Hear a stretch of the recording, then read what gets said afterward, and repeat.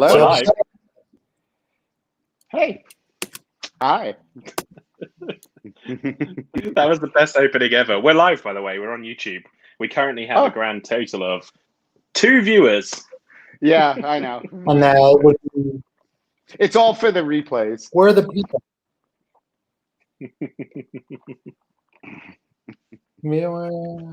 Talking all. Okay, I see 2 people. Yeah, well, we're now up to 4. This is the whole live stream. We're just going to count slowly as the viewers go up, and that's it. We're not going to talk about anything else. It's going to be very interesting. So, good morning, Mark. How are you doing today? It's afternoon, and I am absolutely wonderful now that I've had my extra large Dunkin', followed by my personal handcrafted cup of coffee, and now I'm drinking a little black cherry sparkling water, and it's wonderful. And I have a cold brew. Oh, you win. I have whiskey and Coke.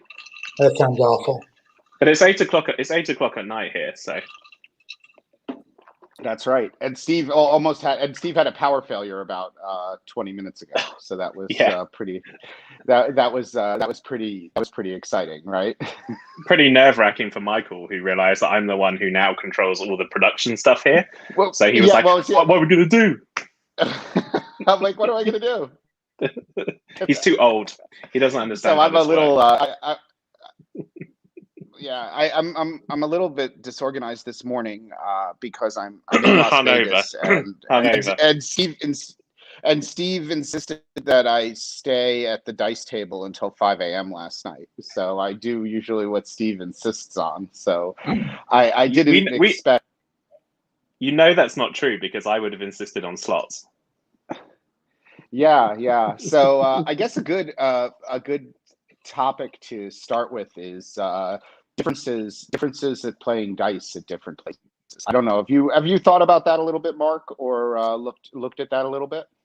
I'm generally just not in the mood to play dice right now. I am not entirely. I don't mind wearing a mask. However, I like to drink when I gamble, and not being able to and having to lift up the mask every time I want to take a sip of a drink is not attractive to me. So I've been joining Steve with the strictly machine play for the time being.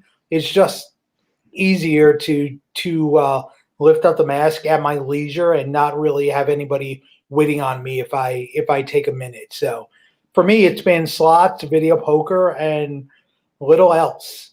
Great choice. Yeah. Well, I find it's different. I find the variation is different, and I'm always questioning, trying to remember. So at Bally's, it's no plexiglass, but only 3 people on a side. So it's 6 people at the table, no plexiglass. At Wynn, it's 4 people on a side, but plexiglass. So that's a little different. And I guess the only other difference is, well, there are a couple more differences between Bally's and Wynn, just a few. I was going to say, you're like wearing your Wynn t-shirt at Bally's.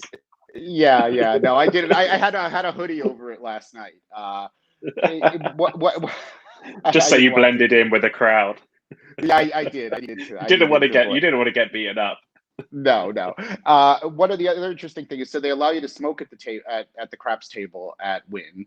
You have to step back and obviously pull your mask down. There is no smoking at I don't think any of the tables at Bally's. So that's interesting. That's the same throughout Caesars, right? You noticed that in July when you first came back too, right? Yeah, because when they first opened up in June, they were allowing smoking at the tables, and then Caesar stopped doing that. But I would say I guess it depends on what you're looking for in a craps experience, but having no plexiglass is definitely much nicer playing with dice, because the plexi doesn't get in the way. Not that the plexi really gets in the way that much, but it's awful odd when you have so much plexiglass at a table, especially when you have four on a side. The other thing at Bally's is no matter how hard I tried, I could not get a drink in a real glass. The drink service was very, very good, but there was this is the thing. Bally's has tightened up on drinks. It's all over the message boards right now. It's like lighting up Vegas message boards. Apparently, Bally's is the worst for it. Like you even have to request. You have to specially request Fiji water now, and you may not get it unless you're 7 stars. I did get it. I did get Fiji water last night, but I almost thought they were gonna have to call somebody about it. Yeah, and no Grey Goose. No Grey Goose. It's all like well spirits now too. And it was very, very funny because there was a cocktail. I mean, this is only casino geek stuff. So there was a shift change with the cocktail waitresses, and a very nice gentleman I was stick right and he was stick left. And he noticed me drinking Fiji, and he asked the cocktail waitress, and she came over to me and said, "Do you know who approved that? Did they approve that for you?" Because I'm like, "Yeah, they approved it for me." And then she went to the other guy and looked at his card and says, "We can't approve it for you because you're only Diamond Plus." And I just start laughing because we're having this entire conversation about water. I mean, approving water, which is absolutely crazy. And he was there. So I was at the table for just about 3.5 hours, 3.5 or 4 hours. So I started pretty late. I really only thought I was going to be there a little bit. It was a $10 table, which is great. I love $10 tables. $10 tables much more so than $15 tables because it's easier to do the drunk math, at least on the pass line. So that was working pretty well, and I was getting beat up for a little while, but then I ended the night with just a fantastic roll, and I decided finally to start going 25 on the line with full odds behind, and started hitting $25 hardways, and then I'm like, okay, I think I need to be done for tonight. Yes, but it's very interesting when Michael's in Vegas because he gambles very late, and I wake up and it's like 7 a.m. and I'm having my breakfast, and Michael is absolutely getting drunker and drunker as time's going on. I'm closer to you, Steve, with pretty much everything at this point. I am an early riser. I love to have my first cup of coffee while I'm playing the penny slots at like the minimum bid. I just need like a little. It's like watching local news to me.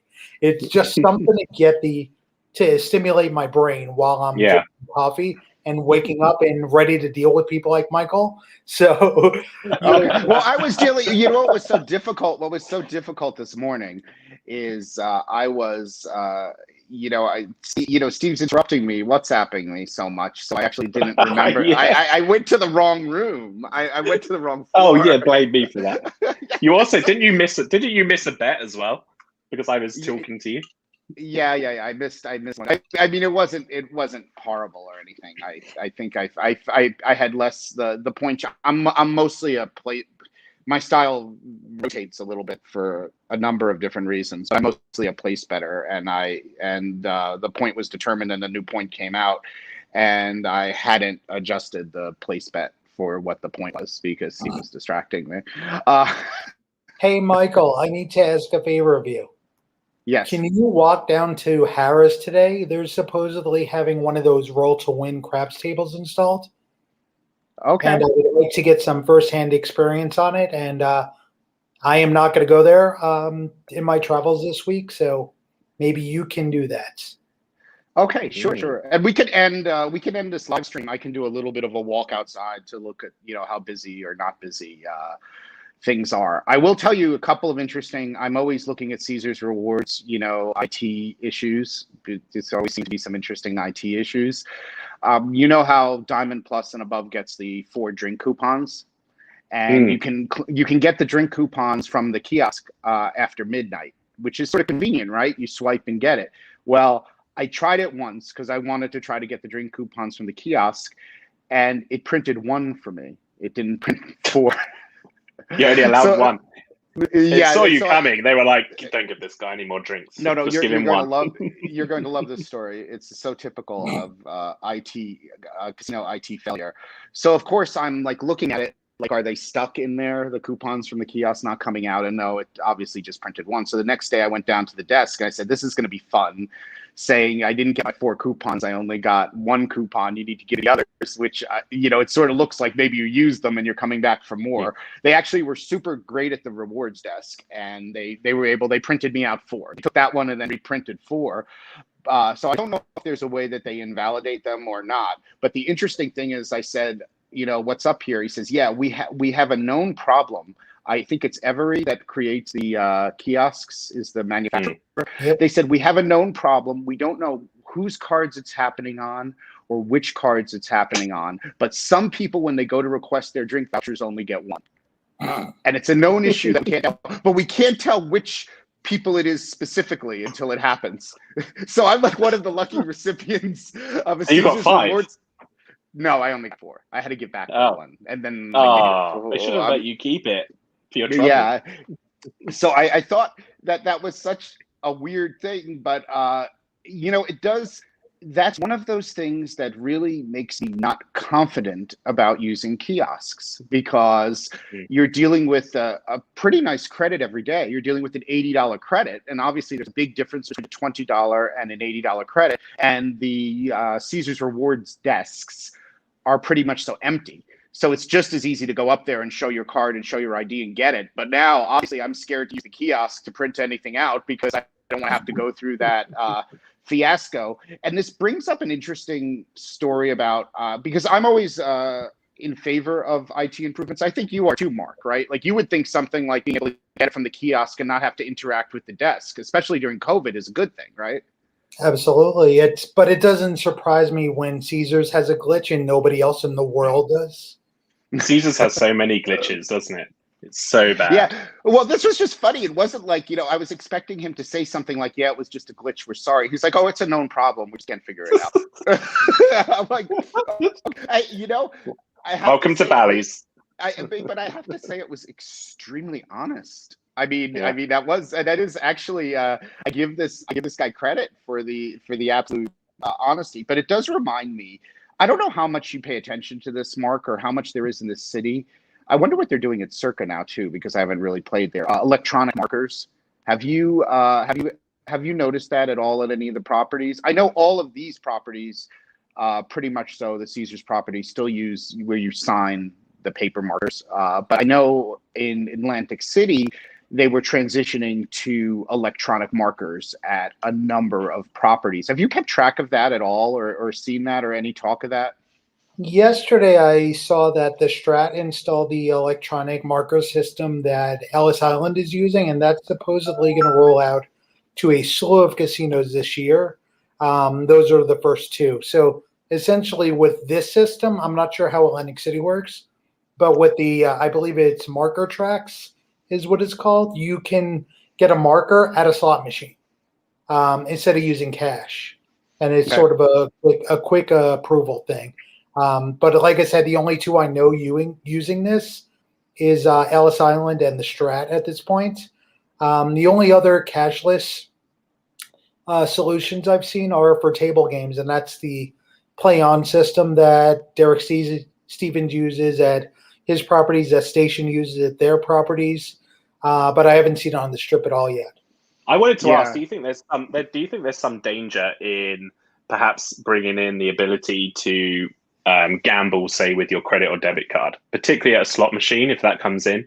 Because that technology is now available, isn't it? IGT, I think. That's why Nevada has been so slow to approve it, because they're trying to adjust for problem gaming issues.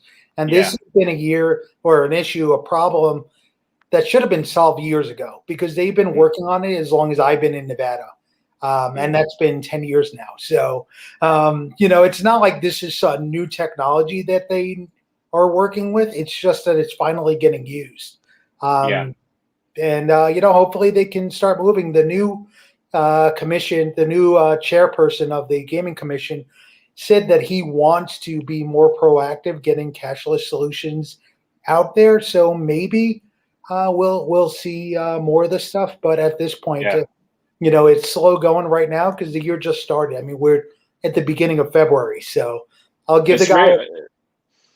Well, Steve, there is a big difference. The cashless systems and the ability to access your cash so easily at the table, even if you exclude credit cards, even if you just allow debit cards or ATM cards, has always been a very controversial thing, giving people access. Like, if you look at certain jurisdictions, like newer ones, like Massachusetts, the ATMs are not allowed to be on the casino floor. So they have to be off in a separate, so they make it so that in order to get, like Massachusetts, you cannot use credit card. I'm not real up on Massachusetts gaming regulations, but I'm pretty sure for Massachusetts gaming, you cannot use credit cards and for cash advances, and they make sure the ATMs are really far away from everything. So it makes it really uncomfortable if you have to go from a table to an ATM. You really have to go pretty far. But the thing about electronic markers is I thought it was a brilliant idea until I ran into a glitch with one. So the first property that I ever was you at, and machines. You and machines. So because it's very interesting when you do, I don't know if you've ever done an electronic marker at a table, but the first place that had it was Rebel. And then Tropicana AC had it, and then Golden Nugget. But it looks almost like a credit card terminal. So you authorize it, they hand it over to you. You put your PIN in, and then you sign. In New Jersey, it comes up with like little disclaimers like, "Are you related to anyone who is in the gaming business? On the gaming board in Atlantic City?" And you say no to those questions, and then they put the little terminal down on the table, whereas they regularly would put like the little paper check down on the table, and then they give you your chips. And I was like, this is pretty good. And usually for people who aren't sure about this, regularly when you sign a marker, it's like signing a check. So basically you sign a piece of paper that has the routing number, bank routing number, and account number. And then that check is just like a post-dated check. And that check just gets deposited in your account. And in Atlantic City, in Las Vegas, everything's 30 days. In Atlantic City, it's 45 days over $5,000. But it's just like they're just like depositing a check. They just don't deposit the check immediately. They do it at a certain time. With the electronic markers, it just does an ACH pull. It just pulls the money out of your account like an automated payment that you would regularly have for any vendor. But what happened to me once at Tropicana is I got a very frantic call from the credit department, and that there was some problem. And I called up, and I heard a very nervous person, and they said, "We had a glitch today, and we double pulled every half of the people's markers. So whatever your marker was, like if you had a $5,000 marker, they pulled it twice as payment." So I was like, oh, and of course she was, very nervous and apologetic, and said, "You need to go check your account, and and if there's a problem, we'll make good on any of your bounce checks or problems," which could possibly happen if somebody had a large marker for 10 or 20,000 and they keep 20, 30,000 in their account, and they pull it or whatever, they pull double the amount. So my whole comfort level with electronic markers totally went away. Also, when you pay a marker that's electronic in a casino, they give you like a little receipt, like a slip of paper. But when you pay a marker that's a paper marker, they give you back the check. And it really feels good because since they've given you the check, they can't deposit it. So with paper markers, they actually physically deposit that check. So when you pay it, they give you back the check. So there's nowhere there can be an accident because they stamp void on it and they give it to you. So I don't know. I'm a very positive person about electronic solutions, but I would like to hope that all of these electronic solutions work perfectly. Just sort of like when you go. I mean, every once in a while, I always say, like, when you look at an ATM machine, how many times in your lifetime have you ever gone to take money out of an ATM and shorted you? Like, it never happened. That's never happened. No. That's my point. You need technology that is that accurate, right? Like, remember, if you went to an ATM, if every 10 times you went to an ATM, it shorted you 20 pounds or $20, that would like make you very uncomfortable using ATM machines. You wouldn't ever use it. Yeah. So I just think, so anyway, that's just my little side note on that kind of thing. But or maybe technology just hates me. That could be it too. Well, the technology in the UK casinos, it gives you now little warnings like every 30 minutes, doesn't it? Saying, "Are you sure you still want to carry on playing?"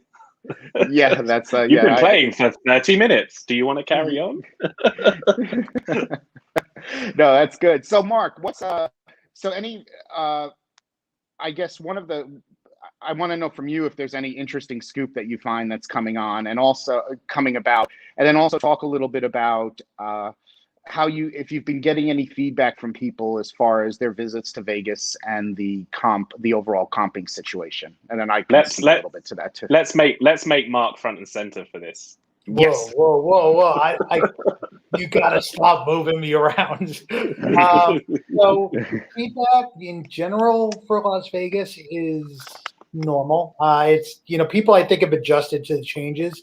Regarding comps, it seems like there are, and I'm a good example of this. I'm getting comp rooms now with Cosmopolitan after never having gotten them in 10 years of the casino being open. So I think there's a short term. We need bodies in here to just stay open, and but I think in the long term, and I'm seeing this with more stock analysts reviewing situations for at the casino corporations, is that they are streamlining everything in that long term. They're going to be keeping cutbacks that they find are effective. So they're at a point now where and this is something that we started talking about back when Boyd switched over to the new current Be Connected thing, and now Caesars and MGM and of course Boyd are still doing this, but they want to market to the most profitable players, and it's something that they're doing a little bit while at the same time they're just trying to get warm bodies in Las Vegas. I think Boyd at the other casinos outside of this market is being a little bit tighter with their comps. And again, I think if you're being targeted with copious offers, you might be a profitable player and customer for the casino, which means that you're probably losing money, and that's not normally a good thing. So that's what I'm seeing. But again, offers right now for Las Vegas are ample. Especially for people that are willing to travel, they're there. I'm taking Cosmo up on their offers because I know I'm never going to see them once people return to Vegas. So it's sort of a mixed bag, I guess. Yeah, well, I think you also have a little bit of the mixed bag with, in general, comp rooms are that's like the low hanging fruit has become lower hanging fruit. Especially with regard just to rooms. Yeah, this is why Michael's at Bally's, because he's normally allowed into the Wynn, but they decided no, we can't let him in anymore. Yeah, we got to send him to Bally's.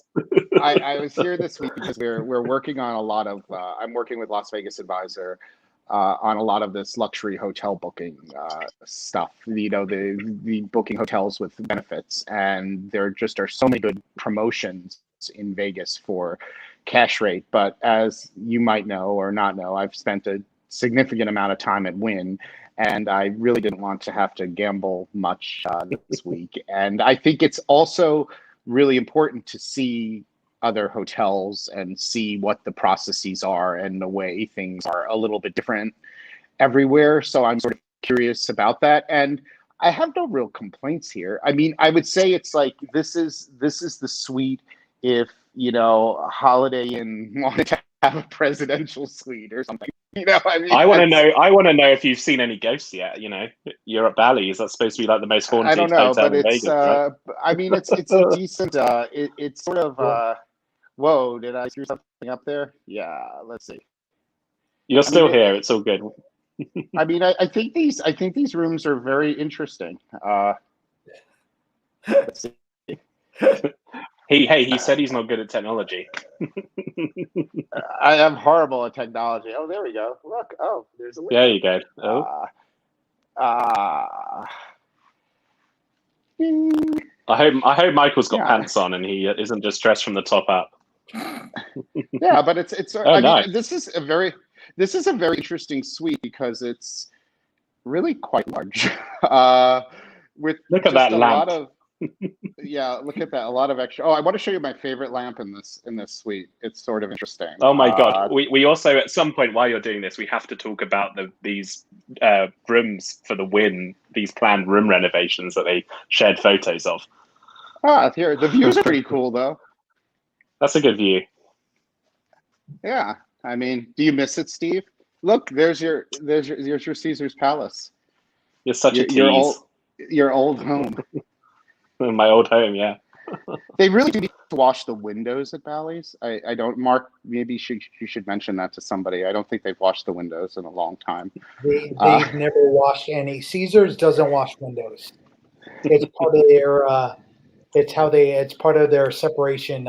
Yeah, the Way repeal. to be distinctive is have filthy windows where you can't have a picture taken out of it.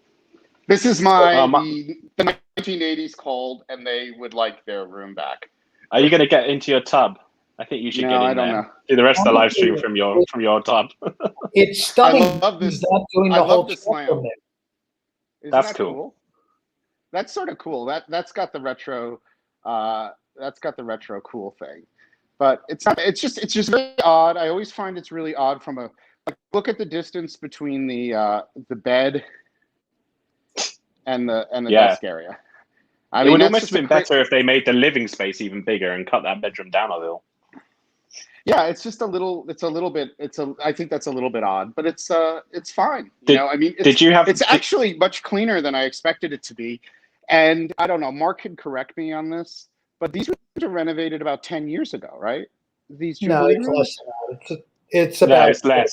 It's about 7 years ago, and the last time I saw Bally's, there was a nice big sperm stain on my couch. So hopefully, we could look. The couch seems pretty good. I see no stains, so I think we're good.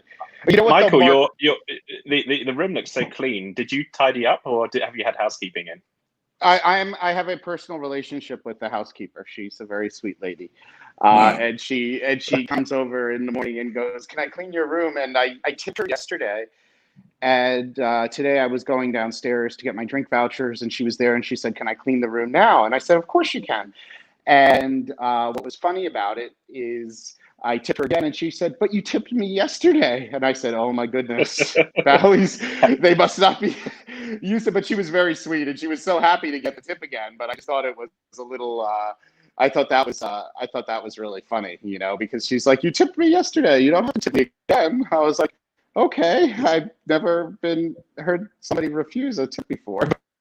But hey, Michael, just to give you a heads up on this, tipping has become a rare thing nowadays in Las Vegas. Scott Bottle Vegas has been tweeting about this for a while now, and every person I tip is so grateful to receive a tip because people are coming, and you have a lot of out of work people or just people that aren't living the life that they're used to living, and they're passing the lack of funds they might be having onto the staffs that work at casinos. So tipping is down pretty much everywhere, and I try to make up for it myself, but I'm one person, you're one person. There's still 20 million people or whatever visiting this town. So, and it's nice. It's actually nice that your tips are now being actually appreciated, for doing a good job, as opposed to where people used to feel compelled to tip just to do it, and people accepted it as though it was required. It's nice to, receive a thank you and an earnest thank you. No, it's interesting that you mentioned that, because I'm not going to be able to tell you this conclusively, but I might have been the only player tipping at the dice table last night, and the dealers were beyond gracious. And I wasn't doing. I mean, you're not talking crazy stuff. I usually, whatever the point is, I put the dealers up for $1, and I'll give the dealers $1. $1 yo. I mean, and I did. I think we hit one two-way yo that was like a 3 and a 3 and a 1, and we hit a yo, and they were like three. I hit one other. Oh, that was it. When I threw out a $25 hard way, and I put the dealers on top for $5, controlling it. I mean, it's as if the dealers have not hit a $5 hard way in months here. So it obviously makes you feel good. But everyone, I have to say that the dealers are great. Like, the dice dealers are extremely professional at Bally's. But you know what? In general, I find most of the craps dealers to be pretty good on a strip. Like, most of them have been doing it for a decent amount of time. And one of the dealers was interesting. He says, yeah, and this is like so easy. He's like, we only have a maximum of 6 people. He's like, I'm used to having like full tables with 14 people. And especially with craps, that's a lot of action to keep track of when you have that many people at a table. So the dealers are able to more easily control it because they don't have like all the proposition bets being thrown in by 7 different players. Or, when somebody starts to throw someone throws in a 3 and then 3 other people follow him and say, okay, I'll take a 3 too, so that's, but I didn't realize this about tipping. Has this been something that Scott has noticed, or is it something that people have been saying in the hospitality sector that people? It's something that pretty much everybody around town has noticed over the last year. So, and Scott just tweets about it a little bit more often because he's out pretty much every day. And he's out in casinos every day. I go to my bars and people are still tipping at the bars. So, in the air, like the locals are tipping their local bartenders. Whereas I think tourists coming in are not tipping nearly as much and have not been tipping nearly as much since casinos reopened last year. So definitely seems like it's an issue. Well, do you think in part it's people that perhaps now come into Vegas that haven't been coming and they not used to it, or? I think there are, like Michael was saying, you're getting different customers out because you are offering free rooms or low price rooms for anybody. And so you're getting people that generally don't tip, and you're not getting people who generally would tip. You're sort of, because you have a lower, a lower roller than a higher roller. You have more low rollers than high rollers, and that's definitely something that you can see. But it's up to us, to take care of them because we know. But I will say it helped my dice rating last night, and it was a shift change, and the new guy came over, and I asked as they colored up, what does my rating look like? And he says, oh, we have this. And the other guy who I had been, one of the dealers I had been talking to, the one that said, oh, well, the tables aren't that crowded. And he told me how many years he was dealing for. And the other guy looked and he goes, oh, you got to give him a much better rating than that. Like, look at the money he just had out on the last roll. And look at that, he's been betting much more. And then they sort of said, oh, that other guy who was supervising, he doesn't really know how to rate dice. So they, I definitely got a factor of 2. I definitely got a double rating. Which nice. Because I there is no way I was averaging 375. So that's which is the name of the game with table ratings, but it also reminds you why it's so important you ask before you leave, because if I hadn't asked, I would have gotten exactly what they had put in the computer. So, I always remind people that. I know it's a little bit uncomfortable, but I think it's good. It also prevents horrible, gross errors where somebody has it in there. But from a comp, comp hustling perspective, and I did notice that quite a bit in June also, that they were more generous on the table ratings. And I would say almost everywhere that I've played, it's been pretty good. But I do work it pretty hard. I really do that. And it's like I always say with the comp stuff, you just can't be embarrassed about asking about that kind of thing. And that's, if you don't ask, you won't receive. Yeah. And the other thing is too, craps is such a vocal game anyway. So, usually I would think naturally, if you're a craps player and you're doing all of these verbal bets, I have found, wearing a mask is a little bit harder. I think I've heard from a number of dealers that it's a little bit harder because they can't read lips at all. And that's, really? Well, it's not, I don't think it's like true lip reading, but sort of like when somebody calls out what their bets are and you can sort of hear it, and also the muffling of the sound. So I think it is really difficult at dice with the mask, because even if you speak louder, it's still like muffling your voice a little bit and makes it hard to do the bets. So that's a little bit difficult. But it's we have a question actually that links quite nicely to that. I'm just going to pop it up on the screen.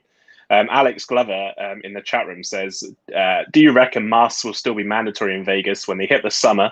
Herd immunity level," he suggests. Could it take all calendar year? What do you guys think? I think masks are going to be here for a long time yet, but what do you guys think? I agree. I think we're looking at the earliest the end of the year before masks are now required, because the vaccination process is so slow in this country that we're not going to hit that herd immunity level for quite a while. So, I'm no expert in that field. don't really pay close attention, but that's what I've seen. Michael, you might know, you might have a different point of view on that. No, I definitely agree with that. I also think it's one of those things from an optics standpoint for gaming. I think in general, they're going to feel that it's safer to have people wearing masks. So I think that's going to be one of the last things that's going to change. I think some of the social, like the distancing or the number of people at the tables, like maybe they'll like here, like we were saying, like Bally's has no plexi and has 3 on a side. I see them more quickly going to 4 on a side, but not removing the mask thing. I see them like sort of tweaking capacity. Like I've heard in certain states now, like New Jersey, I think just announced they're going from 25% capacity to 35% capacity. So I know Vegas, most of it's supposed to be 25. So I see a lot of this where capacity levels are going to creep up. I think, they're going to be able to modify a little bit the number of people at the tables. Maybe they'll be able to turn on more of the slot machines or sort of, deal with that as far as they're concerned. But I think the masks will definitely be here because I think that's going to be, and this is my opinion, that's going to be the backbone of their reasoning for, when they say, oh, we're going from 25% to 50% capacity, but still masks are going to have to be worn. Yeah. I just think that they're going to fall back on that saying, hey, we're going to have a little bit more density, but now that we have more density, we also think it's still important you wear a mask. And on top of it, you're going to have more density. So it's probably more important that you're wearing a mask. So this would be an interesting thing to bet on, but I think that we will be remember how that ended last time. It ended quite well for you, if I recall. I believe we will be wearing masks until the summer of 2022. That's what. Well, I think someone mentioned this in the chat. It may be that they do bring it to an end, but people feel more comfortable wearing masks. I think you're still going to see masks for long after they even decide you don't perhaps have to wear them anymore. But I think you're right. I think they're here long term. Well, that's going to be great, though. When you don't have to wear them anymore and you can smoke cigars again, then you can say to people, just put your mask on, and then the cigar smoke won't bother you. There you go. Problem solved. Hey, Michael, are they still checking temperatures and stuff, or yeah, at Bally's, were they? Yeah, so Bally's checks temperature only at check-in. So it's not like Wynn where they're checking everyone. So you only get your temperature checked at Bally's if you're staying in the hotel. And they also have a show. They have one show open now at Bally's. And I saw as people were going into the show, they were temperature checking. They were temperature checking at the show. Otherwise, no. I mean, I think the temperature checking. I mean, I'm not opposed to it. I think it's fine, but I don't think it's a really good barometer of anything because by the time somebody has a fever, they're really quite ill. I don't think they would be going somewhere. But are they still doing that downtown as well? I don't know. Meltzer, you might know. Are they still doing that, or is they still? I've been to the D in Circa in the past couple of weeks, and I've not seen temperature checks. Right. Okay. I've also been midweek where it's not really all that crowded, so it could be a weekend thing, sort of like the metal detectors at some of the properties. But no, I mean, and Michael, to your point about putting a mask on to hide the smoke, hell no. I was at the D last Thursday and this Monday, and it reeked of smoke. And my mask was so smoky, my clothes were so smoky. I was like, what? This feels like 10 years ago. And I'm gonna give you a tip that's gonna like alter your life. Just give me one moment. I'll be right back. All right, good. Then I'll keep the smoke because I was so astonished when I was walking through the D yesterday. I went up, basically walked in, did a little lap around the first floor. Nothing happening there. On the second floor, every person playing a machine was smoking, which is out of control. All right, what do you got there? Okay. Oh, here we go. He's going to show off his product. Can you read the label? It's no, a little read bit it. More now. You're going to have to read it out for us.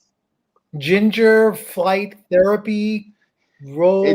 This is Ginger Flight Therapy. It's a roll on. If you know, it's just a little roll on. It's a scent. It's a little roll on scent. Is it Aesop?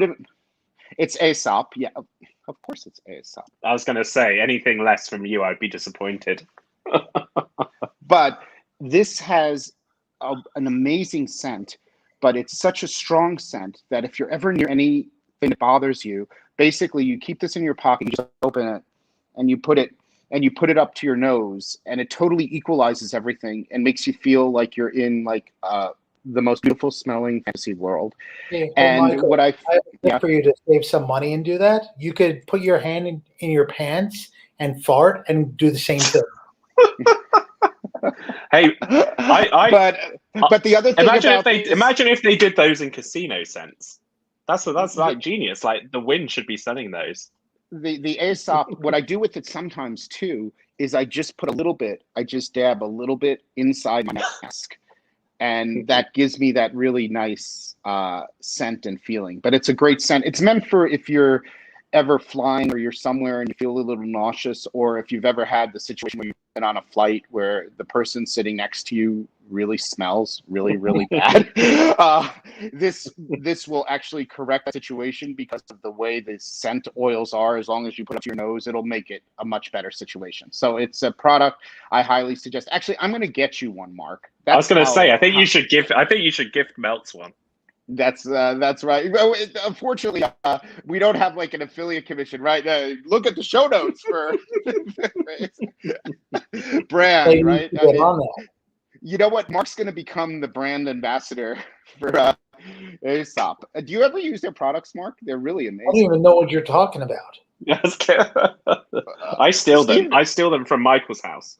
I know. When I went to his house last time, I was like, "Oh yeah, that's fancy. I'll take that home." I thought I was in a hotel. Aesop is amazing. You should put a link to their website on for people. I'll put it in the show notes. But they just got the most amazing fragrances. They also have those poo-poo drops, which are amazing. They have these little drops you put in the toilet, which equalize the poo-poo scent. And I do like the hand sanitizer. I must admit, I do like the hand sanitizer because it doesn't dry your hands. No, it's really good. The hand sanitizer is beautiful. They the shampoos are wonderful, and they also have a dog shampoo, which is really, really nice. Actually, we should get Mr. Leo on here. Yeah, some people use the dog shampoo like on humans because they like the scent so much. Michael uses it. Hey, this has suddenly become a beauty advice YouTube channel. You would never expect this with this cast of characters. Anyway, let's just finish this up with Melts. Let's just tell us a little bit. So I guess we'll skip the walk because this is going to be too long. Melts Super Bowl. What are your thoughts? Going to be really crowded? Are you going to do anything? What's the feeling you get from people? Do people feel uncomfortable? Like I know personally, I don't want to be here for Super Bowl weekend. I'm heading home on Friday. But what's the pulse of what you're getting with regard to Super Bowl? Like what's the feeling you're getting from people? So the Super Bowl, the casinos and restaurants and bars have to still deal with a 25% capacity. So while it may be crowded, it will be 75% less crowded if you look at it that way. So there's definitely excitement. It's not as big as usual, but that's also because it's not as busy as usual. But people are still betting on the game. People are going to be watching the game. The seats are going to sell out quickly. There's fewer parties because for certain properties, it doesn't make sense to cater a party for 25% capacity. Mm-hmm. So there are fewer of those options, and the options that exist may be a little more expensive than in past years. So, but people are into it. I was on a podcast this week with Mike Palm from Circa, and he mentioned that all their tables at the Circa Sportsbook are already sold out, and they've been sold out. So for the Super Bowl, they're going to have general admission seating available, or you're going to be able to reserve, I guess, seats in the on the sides, but not the main areas, because that's already sold out. So, it looks like there's, a muted excitement, but there's excitement much like normal. So, personally, I'm going to be nowhere near anything, but that's been par for the course for a lot of my years here. In the past, I've gone to Super Bowl parties in casinos, and while I have fun with that, it's just a little bit too crowded for my liking normally. And even at 25% capacity, I don't want to be in a room at full capacity at this point. So is that true for all locals? I always wondered that. Do you guys try to avoid that sort of thing? Well, I look at myself as a non-native local, so I'm a little bit more more tourist curious, if you will, than the natives that grew up here and avoid everything. One thing that there is to note about that, and people should tell anyone, is to make a reservation because seating is limited everywhere. So if you're just going to dinner and want to watch the game, make sure you have a reservation in advance because it's going to go quickly. And the same with seats in the sports book, because there are only 25% of capacity there. It's going to be even more difficult to get a. Sorry, I'm being distracted by the little video score happening on the right side of the screen. Let's put it full size. That's actually a lot. That's less distracting, which is kind of surprising. By the way, if you get this view from the Cromwell, you look directly at Flamingo. Like it's the worst view ever. If you're on the, I guess, the north side of the building. But as far as the Super Bowl goes, it's going to be interesting to see how many people are comfortable. But it sounds like, they're going to be reaching max 25% capacity for the weekend. At a lot of places, not everywhere. It's interesting. I agree with you on the capacity thing. I just don't. I don't know. I mean, I'm fine with the lower density gambling. I happen to like the lower density dining because restaurants are less crowded and they're quieter. I'm not sure that if I was really into the Super Bowl, which I'm not, I would really want to be at a lower density Super Bowl party or Super Bowl scene. So I think that's I'm just not really sure how well that works. I will say this, one thing that might actually be comforting for some people or a comfortable option is really the stadium swim at Circa, where you can go outside. And that's a very good point. Where you can have that fresh air. It'll be crowded, more crowded probably than the casino, but less crowded than the normal outdoor Super Bowl events. And like Palm said during that podcast, the D usually has a party and that's closed. Not the D, what's the venue across the street? The events lot area.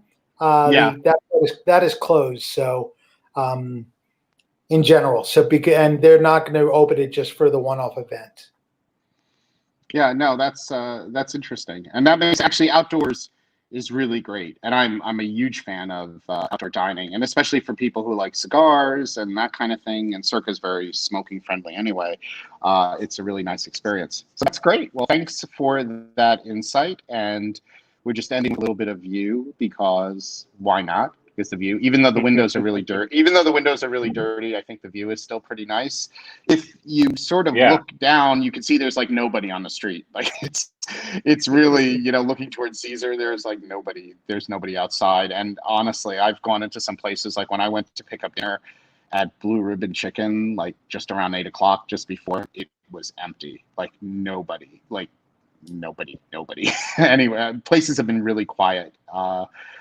Everywhere that I've wanted to, because I like to use the drink vouchers at Vanderpump, and that's been really quiet. Just the whole city has been very, very quiet as far as which I'm not surprised. And the thing that I always say is I'm not really sure about the baseline. Like what would it be like non-COVID before the Super Bowl? I don't really remember that. You remember that better, Mark. So sometimes I think it's really quiet, but I'm not sure it's necessarily that much more quiet, other than the situations where the density make it seem that the people are more spread out. Yeah, the crowd normally for Super Bowl weekend starts arriving in mass on Friday, but you start seeing people trickle in on Thursdays. So today and tomorrow and the day previous, Sunday, Monday, would have been pretty dead because it is a quiet period between the normal CES time and the Super Bowl. So that's like a nice 10-day quiet period to visit for a tip for anybody looking to come into Vegas next year or the year after. Yeah, no, that definitely makes sense. Well, thank you so much for joining us today, Mark. We are going to try to continue to do some kind of informative live stream. I think only about once a month will be the maximum. Definitely check out, we've been updating a few things on TravelZork, and we have a lot about the luxury hotel booking, so definitely try to go to that travelzork.com / travel page to check out some of that. We're having fun with it. We've also been discussing a lot of things in the Facebook group. And I guess any final words, starting with Steve? No, I actually don't have anything to say for once, other than I just want to tell everyone that Michael made good on his bet after we doubled up the other night. If you haven't watched that video, you should go watch it. It was fun. Oh, also, Steve, mention your book. This is really, really cool. Yeah. Steve is going to be publishing a book, and I'll let you do the story because you can talk about it better. Yes, well, in the madness of lockdown, because we've had so many of them here in the UK, I started writing a book about Vegas. It kind of offers an interesting British perspective about our favorite place. And it's kind of written for both first-time visitors, but also repeat visitors and gamblers too. It's coming out in the spring. However, we've been running a Kickstarter campaign to help get it finally published and over the finish line. So if you want to get your hands on an early copy, you can visit the Kickstarter page. It actually redirects from LasVegasUK.com at the moment to the Kickstarter, and you can find out a little bit more about it there. Excellent. And Marc, your final words of wisdom for today. My final words of wisdom is really nothing spectacular. Vegas is still Vegas. It's always a fun time, and if you like it less crowded, it's a good time if you feel comfortable traveling here. But to me, Vegas is still a great time. I've been able to enjoy more time in casinos this year than I have in the past few months. So I'm personally feeling more comfortable going out, and like I said, whether it's appreciation from the employees, everybody has been great. Everyone working has been phenomenal for the last, since June, since the casinos reopened, Michael, and you and I had lunch over at Caesar's Palace. Everybody from that point on has been spectacular as far as their service, as far as their kindness and politeness. And that's something that, sort of had been forgotten, I think, from some people that have been working casinos. So nice to see that and nice to experience that. And, I'm always happy to enjoy myself a little bit more if people are being nice. No, that's awesome. And that's a great note to end on. Thank you everyone for joining us today, and have a great day. And of course, be safe, and hopefully also be lucky if you happen to be in a casino.